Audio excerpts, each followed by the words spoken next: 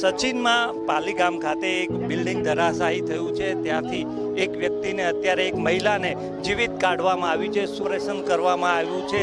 આ બિલ્ડિંગ થોડો સમય પહેલાં ધરાશાયી થયું અને અહીંયા સુરત ફાયર બ્રિગેડ પહોંચી છે અને તેમણે તાબડતોબ રેસ્ક્યુ ઓપરેશન હાથ ધર્યું છે. અને જોઈ શકાય છે કે 108ના જે સભ્યો છે, સુરતના ફાયર બ્રિગેડના જે લાશ્કરો છે, એ તમામ અહીંયા પહોંચ્યા છે અને તેઓ અહીંયા આ મહિલાને અંદરથી કાટમાળની અંદરથી રેસ્ક્યુ કરી અને અહીંયા બહાર લઈ જઈ રહ્યા છે.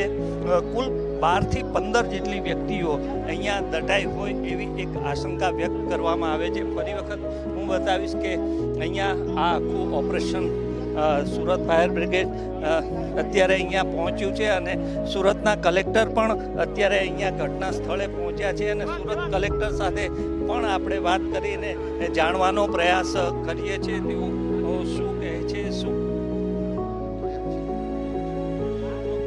તેઓ થોડી વારમાં વાત કરી રહ્યા છે, પણ સુરત ફાયર બ્રિગેડ દ્વારા આ એક રેસ્ક્યુ કરવામાં આવ્યું છે અને અહીંયા જોઈ શકાય છે કે આ 5 માળનું જે બિલ્ડિંગ હતું એ ધરાશાયી થયું અને ત્યારબાદ લાશ્કરોએ અત્યારે આ જે જગ્યાએ ઊભા છે એ જગ્યાએ તેમણે ફરી એક બીજું રેસ્ક્યુ પણ શરૂ કર્યું છે. ત્યાં હજુ પણ કેટલાક લોકો દટાયેલા હોવાની આશંકા વ્યક્ત કરવામાં આવી રહી છે અને સુરત ફાયર બ્રિગેડની આખી ટીમ અહીંયા લાગી છે અને અન્ય લોકોને બચાવવાની કામગીરી ચાલી રહી છે.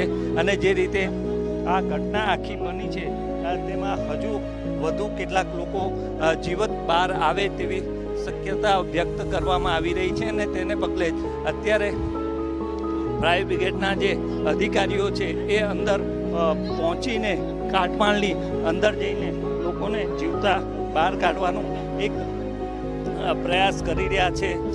છેલ્લા 1 કલાક દરમિયાનથી આ ઓપરેશન ચાલી રહ્યું છે. ફાયર બ્રિગેડને એક મહિલાને જીવતી બહાર કાઢવામાં સફળતા મળી છે અને વધુ પણ પ્રયત્નો ચાલી રહ્યા છે.